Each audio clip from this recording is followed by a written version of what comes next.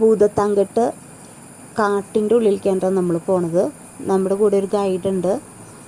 Guide detail ആയിട്ടുള്ള കാര്യങ്ങളൊക്കെ നമുക്ക് പോകുന്ന ഓരോ വഴിയും പറഞ്ഞു തരുന്നുണ്ട് കേട്ടോ. ഈ വഴിയിലൊക്കെ കാട്ടാന ഇറങ്ങും എന്നാണ് പറയണത്.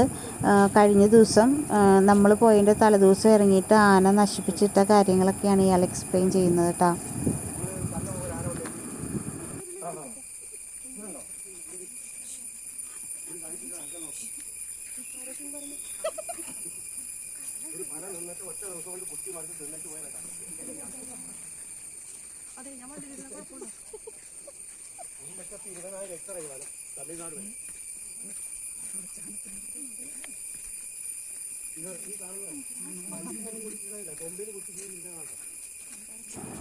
ആന ഈ മരത്തിൽ വന്ന് കുത്തിയിട്ട് അതിൻ്റെ തൊണ്ട് വലിച്ച് അതിൻ്റെ ഉള്ളിൽ നിന്ന് ഭക്ഷണം കഴിച്ചിട്ട് അതിൻ്റെ ആ തൊലി മാറ്റിയിട്ടിരിക്കുകയാണെന്നാണ് ഇയാൾ പറയണത്. ഇപ്പോൾ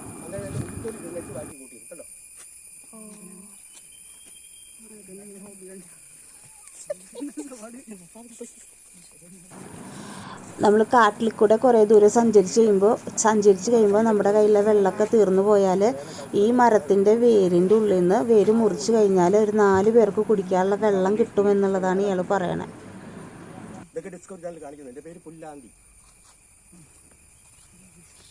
പുല്ലാന്തി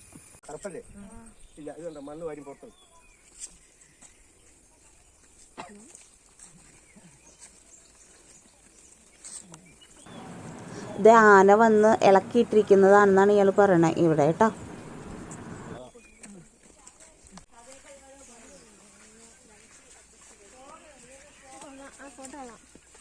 ഈ വേര് ഇഞ്ചയാണെന്നാണ് പറയണത് കേട്ടോ.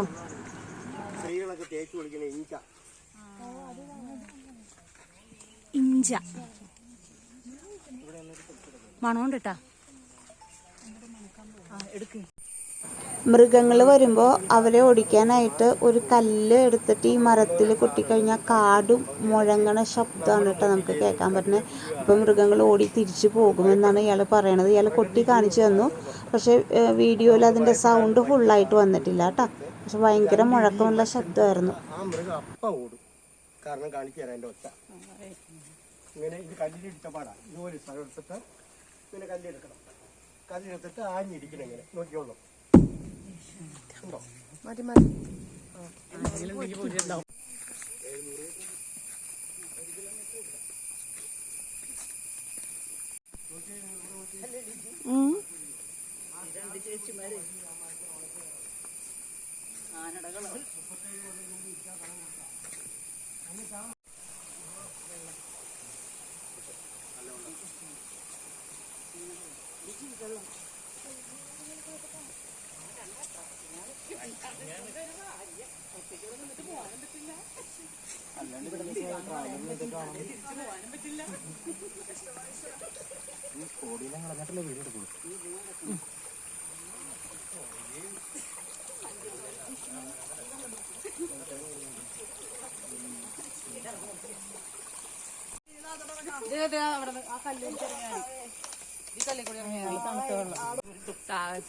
സാഹസികമായി ഈ വഴി 30 മിനിറ്റ് കഴിഞ്ഞ അപ്പുറത്തെ മലയിലെത്തും. അതുകൊണ്ട് അധികം സാഹസികത കാണിക്കണ്ട. 5 മിനിറ്റ്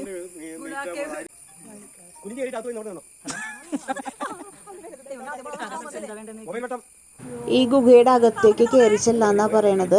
കുറച്ച് ദൂരം പോയി കഴിയുമ്പോൾ ഒരു തിരിച്ചു വരുമെന്നും ഗൈഡ് പറഞ്ഞു. കാരണം അതിൻ്റെ ഉള്ളിൽ ലൈറ്റ് ഇല്ല. കുറച്ച് ദൂരം കഴിയുമ്പോൾ പേടിയാവും. നിറച്ച് വവ്വാലുകൾ ഇളകാൻ തുടങ്ങും. അതുകൊണ്ട് പോയി ഒരു 10 മിനിറ്റിനുള്ളിൽ അവർ തിരിച്ചെത്തുന്ന പറഞ്ഞത്. പക്ഷെ ഇവർ പോയിട്ട് അതിന് മുന്നേ തിരിച്ചു പോകുന്നട്ടോ.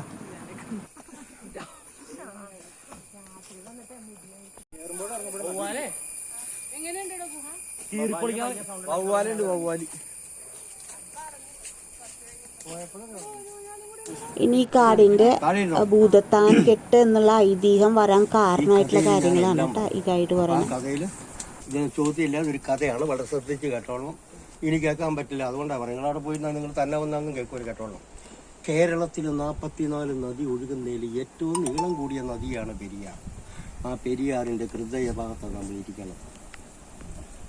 ഏറ്റവും നീളം കൂടിയ നദി ഇതാണ്. ഏറ്റവും വീതിയുള്ളത് ഭാരതപ്പുഴയാണ്.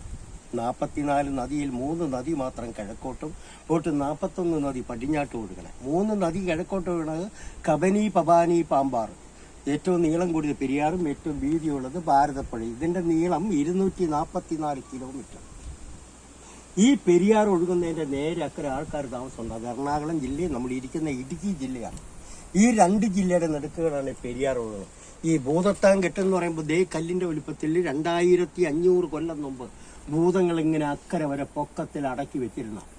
പക്ഷെ അതിന്റെ 1/3 ഭാഗമുള്ളൂ. കാരണം 1957 നിങ്ങൾ ഭൂതത്താങ്കെട്ട് ഇപ്പോൾ വന്ന ഡാമിൽ വന്നപ്പോൾ ആ 57 പണിത് 64 പണി പൂർത്തീകരിച്ചു കഴിഞ്ഞപ്പോൾ 15 ഷട്ടർ ഓപ്പൺ ചെയ്തപ്പോൾ ആലുവയ്ക്ക് പോകുന്ന വെള്ളം ഇവിടെ തടഞ്ഞു നിന്നുകൊണ്ട് അന്നത്തെ എഞ്ചിനീയർമാരും സർക്കാരും കൂടി 3 സ്ഥലങ്ങളിൽ തോട്ട വെച്ച് പൊട്ടിച്ചു കളഞ്ഞു.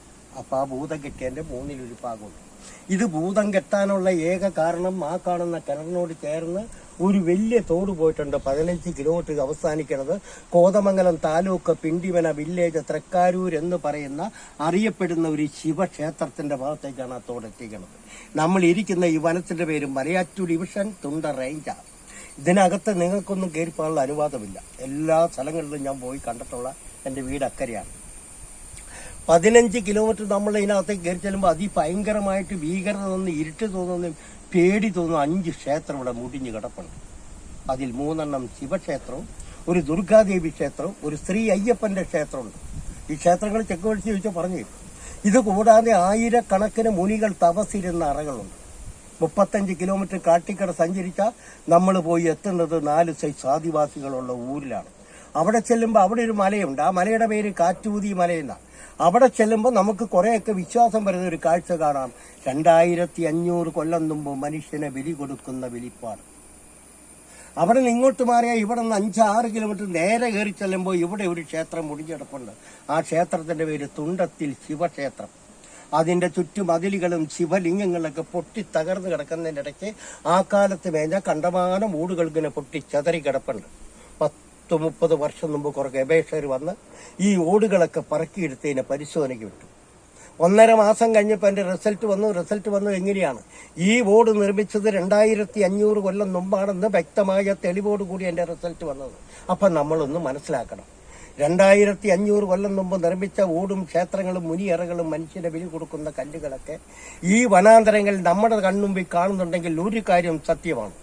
2500 കൊല്ലം മുമ്പ് ഈ വനാന്തരങ്ങളിലൊക്കെ മനുഷ്യൻ ജീവിച്ചതിന്റെ ഏക തെളിവാണത്. പക്ഷേ അന്ന് ഇവിടെ ജീവിച്ചിരുന്ന മനുഷ്യർ മുഴുവൻ ഹിന്ദുക്കളായിരുന്നു. ഹിന്ദു പുരാണം അനുസരിച്ച് പരമശിവൻ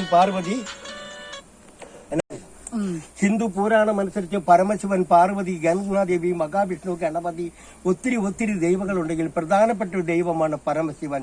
ഇനിയാണ് ഇതിന്റെ കഥ കേട്ടോളൂ.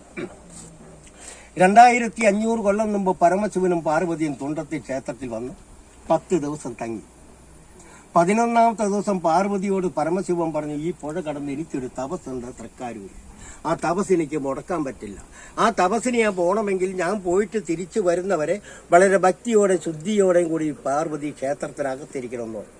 ഇത് കേട്ടപ്പോൾ സത്യമാണെന്ന് കരുതി പാർവതി തലകുലുക്കി സമ്മതിച്ചു. അദ്ദേഹത്തെ അവിടെ പിടിച്ചെടുത്തിട്ട് പരമശിവൻ ഈ പുഴ കടന്ന് 10-12 കിലോമീറ്റർ താണ്ടി തപസ്സിന്. 1 മാസം അവധി പറഞ്ഞു പോയ ഈ പരമശിവൻ 3 മാസം കഴിഞ്ഞിട്ടും സ്വന്തം ഭാര്യയെ കാണാൻ വരികയോ അന്വേഷിക്കുകയോ തിരിഞ്ഞു നോക്കുകയോ ചെയ്തില്ല. പാർവതിക്കാകെ വിഷമമായി, സങ്കടമായി, ദേഷ്യമായി. ഇദ്ദേഹത്തിന് എന്ത് സംഭവിച്ചു എന്നൊരറിയില്ല. അവസാനം പാർവതി ഒരു തീരുമാനമെടുത്തു. 3 മാസമായിട്ട് എൻ്റെ പതി എന്നെ കാണാൻ വന്നില്ലെങ്കിൽ 1 മാസത്തോടെ കാത്തിരുന്ന് പരമശിവനെ അന്വേഷിക്കുവാൻ തീരുമാനിച്ചു. പെട്ടെന്ന് 4 മാസവും കടന്നുപോയി.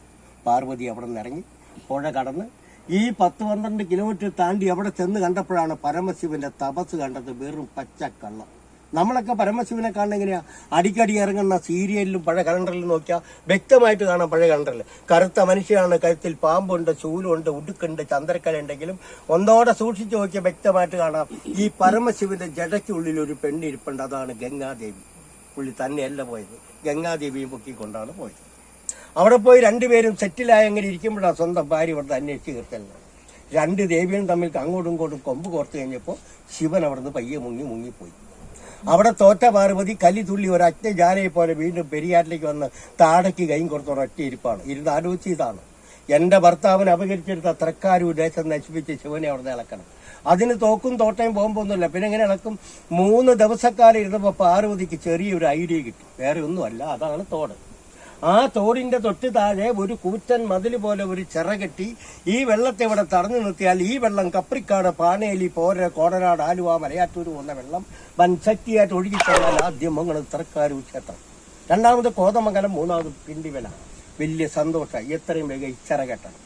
സ്വന്തമായിട്ട് കെട്ടാൻ കഴിവില്ലാത്ത പാർവതി ഇത് കെട്ടാൻ വേണ്ടി മാത്രമായി പോയത് നേരെ ഭൂതഗണങ്ങളുടെ അടുത്തേക്ക്. എല്ലാ ഭൂതങ്ങളെയും ഒരു കൂട്ടായ്മ കൂടി വിളിച്ച് ഈ വർക്ക് അവരെ ഏൽപ്പിച്ചപ്പോൾ അവരൊരു എഗ്രിമെന്റ് വെച്ച് ഒരൊറ്റ രാത്രി വരാൻ, പിന്നെ വിളിച്ചാൽ വരില്ല. കാരണം ഞങ്ങൾ ഭൂതഗണങ്ങളെല്ലാം ശിവന്റെയാണ്. പാർവതി പറഞ്ഞുകൊണ്ട് ഒരു രാത്രി, ശരി, ഒരു രാത്രി കൊണ്ട് പൂർത്തിയാക്കാനുള്ള കഴിവുണ്ട്, എത്രയും ചെയ്യാൻ പറഞ്ഞ് ഇവിടെ നിന്ന് അങ്ങേറ്റം വരെ വെള്ളം ഉള്ളോടത്ത് വരെ നല്ല പൊക്കത്തി കെട്ടി അപ്പുറേന്ന് കെട്ടി ഇങ്ങോട്ടും കൊണ്ടുവന്നു. എന്നിട്ട് അവിടെ അടയ്ക്കാനുള്ള 12 കല്ല് ഇപ്പോഴും അപ്പുറം കൊണ്ട് കൂട്ടി വെച്ചിട്ട് ഭൂതങ്ങളൊക്കെ കുറച്ചു നേരം വിശ്രമിക്കാനിരുന്നു. വിശ്രമം കഴിഞ്ഞ് കൊണ്ടേ വെച്ച കല്ലെടുത്ത് അടച്ച് പണി പൂർത്തീകരിച്ച് പോകാൻ വേണ്ടി അങ്ങനെ ഇരിക്കുമ്പോഴാണ് ശിവനെ തോന്നിയത് പാർവതി വന്ന് കണ്ടേച്ചു പോയ കാഴ്ച വളരെ മോശമാണ്, അതുകൊണ്ട് അവൾ പ്രതികരിക്കും. അവൾ എങ്ങനെയാണ് പ്രതികരിക്കണമെന്നറിയാൻ വേണ്ടി പാർവതി വീഴ്ച നോക്കിയപ്പോൾ പരമശിവനാൻ വരുന്നു. പാർവതിയും ഭൂതങ്ങളും കൂടെ കൂടി പെരിയാറിന്റെ 3/4 ഭാഗം പണി തീർത്തു വെച്ചു. 1/4 ഭാഗം കൂടെ കെട്ടിയ ഈ വെള്ളം അങ്ങോട്ട് ഒഴുകുള്ള ഇതെല്ലാം മുങ്ങും. ഇത് തടയണം, തടഞ്ഞേ പറ്റുള്ളൂ.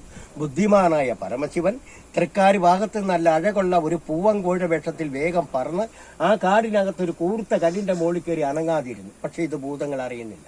ഭൂതങ്ങളുടെ വിശ്രമം കഴിഞ്ഞ് ഓടിച്ചെന്ന് കല്ലെടുത്ത് അടയ്ക്കാന്ന് കരുതി എല്ലാ ഭൂതങ്ങളും ഓടിച്ചെന്ന് കല്ലെടുക്കാൻ കുനിഞ്ഞപ്പോ ആ കൂർത്ത കല്ലിന്റെ മുകളിൽ കയറി നിന്ന് 2 ചിറകളിട്ട് അടിച്ച് ഉറക്ക 3 പ്രാവശ്യം കോഴിയായിട്ട് നീട്ടി അങ്ങോട്ട് കൂവി. കോഴി കൂവിക്കഴിഞ്ഞാൽ നേരം വെളുത്തുപോയ ഈ ഭൂതപിശാചുകളുടെ ശക്തി പോകും. ഇവർക്ക് രാത്രി മാത്രമേ ശക്തിയുള്ളൂ. അതിൽ തലവനായ ഭൂതം പറഞ്ഞു, ഒരു നിമിഷം പോലും ഇനി നിൽക്കണ്ട, നമ്മുടെ ഈ പണി ഇവിടെ അവസാനിപ്പിക്കാൻ ജനങ്ങൾ നമ്മളെ കണ്ട തിരിച്ചറിയും പറഞ്ഞു എല്ലാം ഉപേക്ഷിച്ച് കടന്നുപോയ ഗ്യാപ്പാണ്. ആ ഗ്യാപ്പ് കടന്ന് അപ്പുറത്ത് 12 കല്ല് സുരക്ഷിതമായിട്ടിട്ടുണ്ട്. പിന്നെ അന്നത്തെ ഭൂതം അറിഞ്ഞോ അറിയാതെ നിങ്ങൾക്ക് പോകാൻ പറ്റി പൊക്കപ്പോ വെള്ളം പറ്റി കിടക്കും. ഈ കാണുന്ന മരങ്ങൾ നിൽക്കുന്ന സ്ഥലത്ത് ഇവിടെ ഒരു 10 12 കപ്പിൾസ് ചെയ്താലും പരസ്പരം കാണാതിരിക്കാൻ പറ്റുക കുറെ ഗുഹകൾ ഉണ്ടാക്കി വെച്ചിട്ടുണ്ട്. അതും ഈ 5 ക്ഷേത്രങ്ങളും മുനിയറകളും മനുഷ്യനെ ബലി കൊടുക്കുന്ന കല്ലും നിങ്ങൾ കയറാണ്ട് പോയ ഗുഹയും ഓടും ഈ കെട്ടും കണ്ടിട്ടാണ് ഇതിന് സത്യത്തിൽ ഈ ഭൂതത്താൻ കെട്ടെന്നുള്ള പേര് വരാൻ കാരണം. ഇതാണ് ഇതിന്റെ ഐതിഹ്യ കഥ, അല്ലെങ്കിൽ അന്ന് കാലത്തെ ഐതിഹ്യ കെട്ടുകഥ. കൂടുതൽ ഭൂതത്താൻകെട്ട് വിശേഷങ്ങളായിട്ട് ഉടനെ കാണാം. Thank you for watching. എല്ലാവരും ബെല്ലടിക്ക് അടിച്ച് പൊട്ടിക്കണ്ട.